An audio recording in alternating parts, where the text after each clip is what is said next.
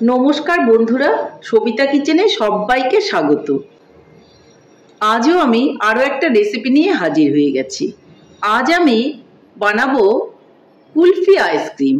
এই কুলফি আইসক্রিমগুলো কিন্তু খেতে ভীষণই ভালো আর দেখতেও খুবই সুন্দর। আপনারা এইভাবে আমার মতন করে বাড়িতে কুলফি আইসক্রিমগুলো বানান আর সবাই মিলে খান, দেখবেন ভীষণই ভালো লাগবে। তাহলে এই কুলফি আইসক্রিমটা আমি কি করে বানালাম সেটাই দেখে নেওয়া যাক। মালাই কুলফি বানানোর জন্য আমাকে প্রথমে কিন্তু দুধ নিয়ে নিতে হবে। আমি দেখুন কিছুটা দুধ নিয়ে নিয়েছি। দুধটা আগে থেকেই একটু জাল করা ছিল, আজকে আমি আবার এটা এখন জাল করব। মালাই কুলফির জন্য আমি কিছুটা কাজু বাদাম আর কাঠবাদাম, যেটাকে বলে আমন্ড, এগুলোকে আমি একটু গুঁড়ো করে নেব। এদিকে আমি কাজু বাদাম আর আমন্ডটা খুব মিহি করে গুঁড়ো করে নিয়েছি। এদিকে আমি উনানটা জ্বালিয়ে দুধটাকে বসিয়ে দিয়েছি। দুধটা দেখুন খুব ভালো করে কিন্তু উতাল চলে আসছে। এখন আমি খুব সুন্দর করে এটাকে একটু নেড়ে চেড়ে নেব।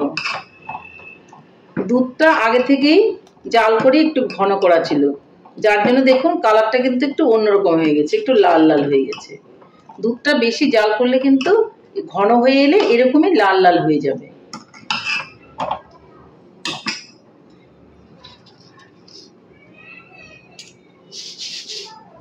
এখন আমি দুধের মধ্যে দিয়ে দেব কিছুটা চিনি।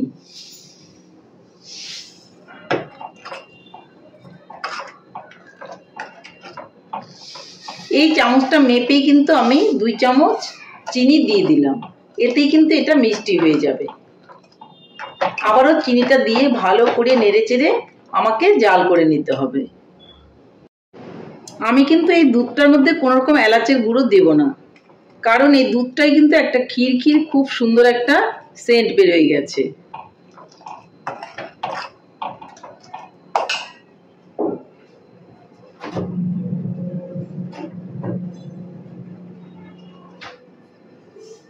আমি যে কাজু আর আমন্ডটা একসঙ্গে গুঁড়ো করে রেখেছিলাম সেটা আমি এখন দিয়ে দেব। দিয়ে খুব ভালো করে নেড়ে নিতে হবে যেন দলা হয়ে না যায়।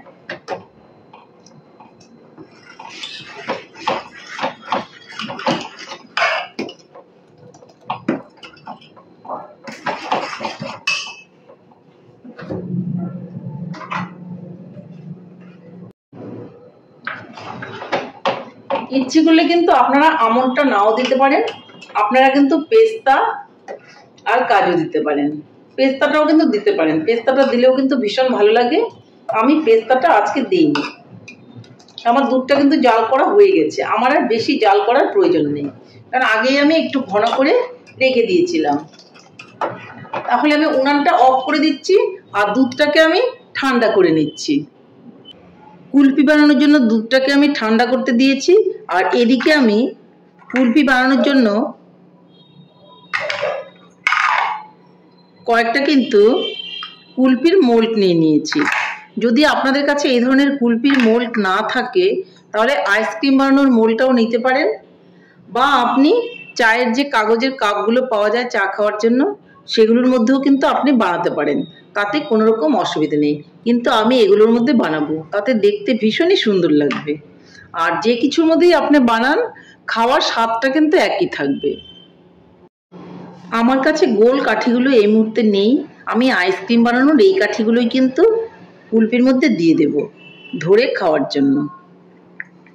তার জন্য আমি কাঠিগুলোকেও কিন্তু রেডি করে নিলাম। দুধটা কিন্তু ঠান্ডা হয়ে গেছে, এখন আমি এই মোল্ডগুলোর মধ্যে দুধটাকে ভরে নেব।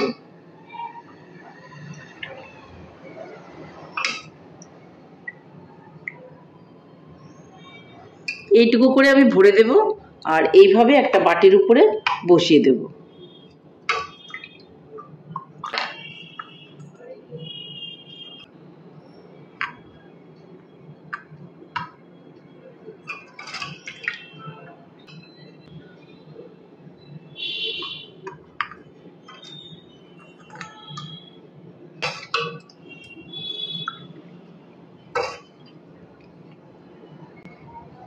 এই কুলফিটা কিন্তু খেতে ভীষণই ভালো লাগে।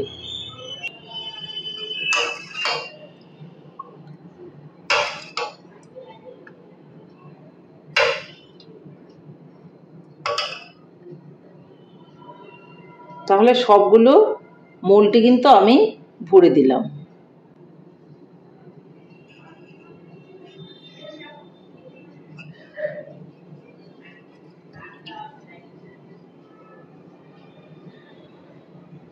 বাদ বাকিটা যে আমার রয়ে গেছে সেটা আমি এরকম একটা মোল্ডের মধ্যে দিয়ে দেব।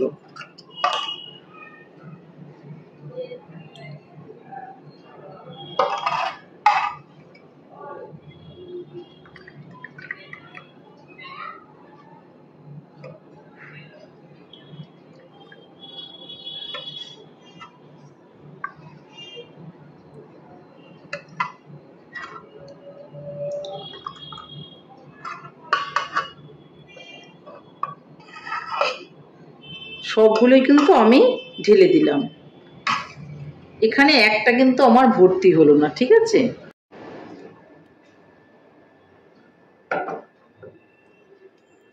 দুধগুলোকে আমি ঢেলে দেওয়ার পর এরকম একটা আমি পেপার নিয়ে নেব। দেখুন, পেপারটাকে আমি টুকরো টুকরো করে নেব। এইভাবে আমি হাত দিয়ে ছিঁড়ে নিলাম পেপারটা,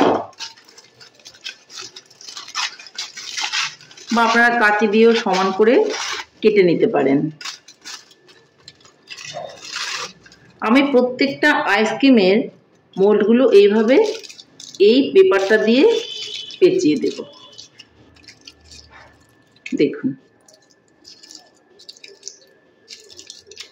এই আমি পেপারটা দিয়ে মুড়ে দিলাম। ঠিক একইভাবে আমি আরও একটাও মুড়ে দেব।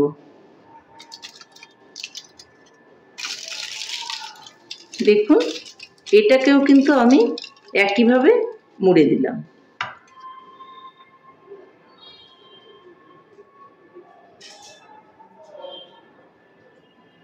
আর এই যে মুড়ে দেওয়া পেপারটা, এর মধ্যে মাঝখানে আমি একটু এভাবে ফুটো করে দেব। ফুটো করে দিয়ে এইভাবে একটা কাঠি ঢুকিয়ে দেব। তাহলে আমার এটা রেডি হয়ে গেল। ঠিক একইভাবে আমি এটার মধ্যেও একটা ফুটো করে দেব, আর দিয়ে এইভাবে কাঠিটাকে ঢুকিয়ে দেব। এই হয়ে গেল। প্রত্যেকটা আমি একইভাবে এইভাবে কাগজগুলো মুড়ে দিয়ে দিয়ে কাঠিগুলো আটকে দেব। দেখুন, নেক্সট আরও একটা আমি করে নিচ্ছি।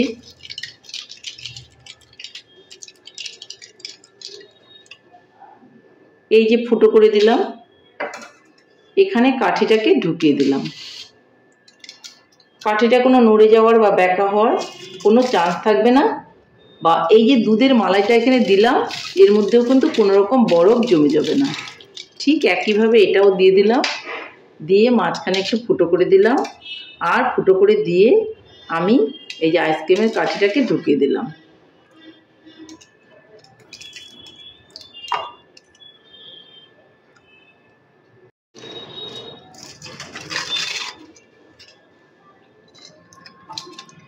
সেম পজিশনে আমি সবগুলোই করে দিচ্ছি। দেখুন, এই যে হয়ে গেল। একটা ফুটো করে দিলাম, আর তার মধ্যে একটা করে কাঠি ঢুকিয়ে দিলাম।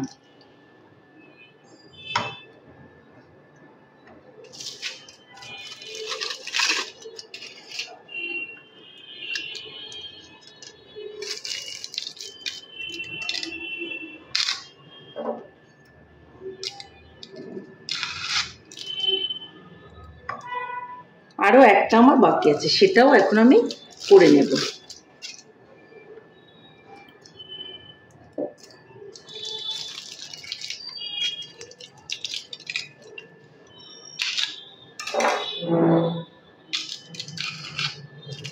এটাকেও আমি ঢুকিয়ে দিলাম। এটা আমার রেডি হয়ে গেল। এখন বাদ বাকি আমি আরও যে চারটা ভরেছিলাম সেটা এখন আমার ঢেকে নেওয়ার পালা আছে। এখানেও কিন্তু আমি একইভাবে এইভাবে একটা পেপার দিয়ে দিব। পেপারটা আমি এইভাবে বড় করে মাপ করে কেটে নিচ্ছি।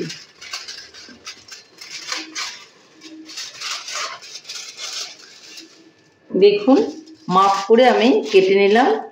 এদিক থেকেও আমি ঠিক একইভাবে কেটে নেব।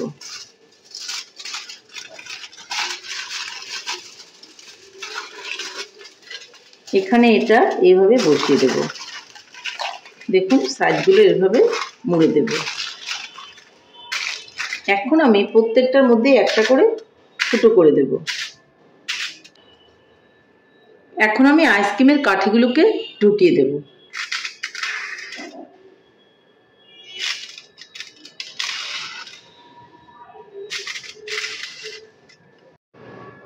এটার মধ্যে একটা কাঠি ঢুকিয়ে দিলাম। আমার সবগুলো কাঠি কিন্তু আমার ফুরিয়ে গেছে জন্য একটা প্লাস্টিকের কাঠি ছিল, সেটা আমি ঢুকিয়ে দিলাম। তাহলে এখন আমি এগুলোকে ডিপ ফ্রিজের মধ্যে ঢুকিয়ে রাখবো।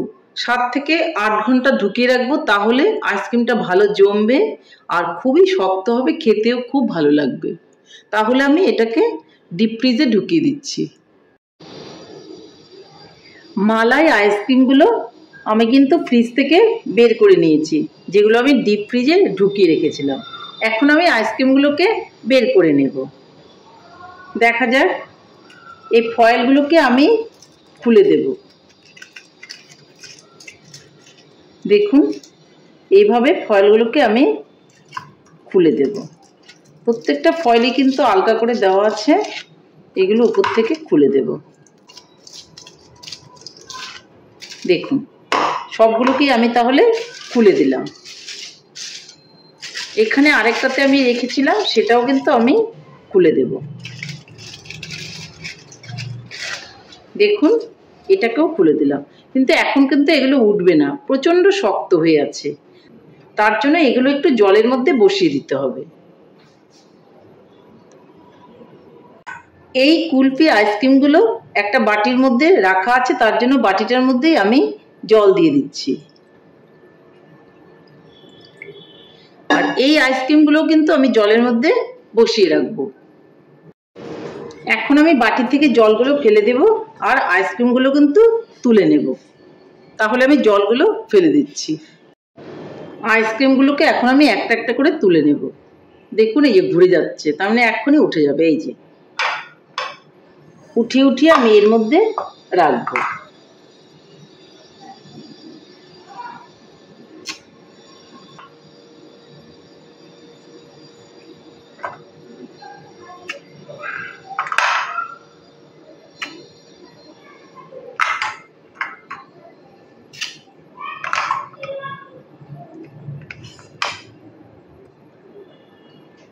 তাহলে বন্ধুরা, আমার রেসিপিটা কেমন লেগেছে? আমার রেসিপিটা যদি আপনাদের ভালো লাগে তাহলে লাইক, শেয়ার, কমেন্ট করতে ভুলবেন না। আর আপনি যদি আমার চ্যানেলের নতুন বন্ধু হয়ে থাকেন তাহলে চ্যানেলটা সাবস্ক্রাইব করার অনুরোধ রইল। পাশে থাকা বেল আইকনটি প্রেস করে রাখুন আমার নিত্য নতুন রেসিপির আপডেট পেতে। তাহলে আর দেরি কেন, ঝটপট এভাবে মালাই আইসক্রিম বানান আর সবাই মিলে খান, দেখবেন ভীষণই ভালো লাগবে। নমস্কার, ভালো থাকবেন, সুস্থ থাকবেন। আবার দেখা হবে আরো একটি রেসিপির সঙ্গে।